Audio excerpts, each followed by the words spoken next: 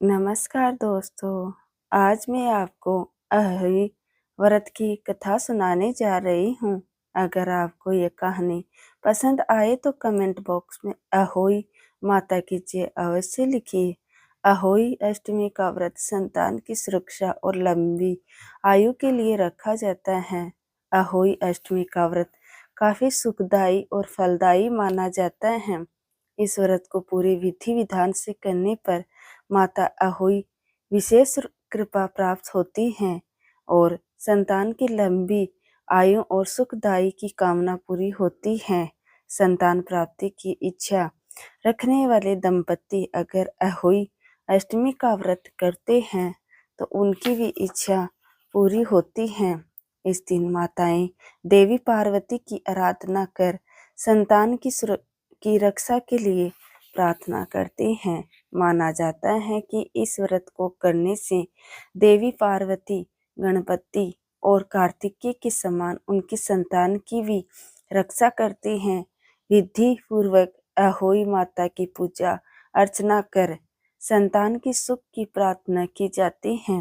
अहोई अष्टमी का व्रत करने से संतान के सभी कष्ट दूर होते हैं। किसी नगर में चंपा नाम की एक महिला रहती थी। उसके विवाह के 5 साल होने के बाद भी उसकी कोई संतान नहीं थी। तब एक वृद्ध महिला ने उसे अहोई अष्टमी का व्रत करने की सलाह दी।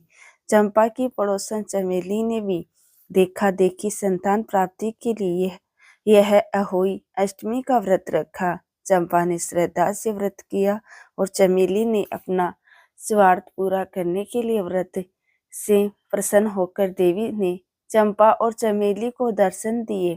देवी ने उनसे वरदान मांगने को कहा। चमेली ने झट से एक पुत्र मांग लिया, जबकि चंपा ने विनम्र भाव से कहा, माँ आप तो सब जानती है, बिना मांगे ही मेरी इच्छा पूरी कीजिए। तब देवी ने कहा कि उत्तर दिशा में एक बाग में बहुत से बच्चे खेल रहे हैं। वहाँ जो बच्चा अच्छा लगे उसे अपने घर ले जाना। यदि ना ला सके तो तुम्हें संतान नहीं मिलेगी। चंपा व चमेली दोनों बाग में जाकर बच्चों को पकड़ने लगी। बच्चे रोने लगे और बाग में भागने लगे। चंपा से उनका रोना नहीं देखा गया और उसने कोई भी बच्चा नहीं पकड़ा, पर चमेली ने एक रोते हुए बच्चे को बालों से कसकर पकड़ लिया। देवी ने चंपा की दयालुता की प्रशंसा करते हुए पुत्रीवती होने का वरदान दिया, पर चमेली को मां बनने में अयोग्य सिद्ध कर दिया। इस तरह श्रद्धा पूर्वक अहोई माता की पूजा करने से चंपा को योग पुत्र की प्राप्ति हुई। जय हो अहोई माता की। अहोई अष्टमी व्रत की पूजा विधि।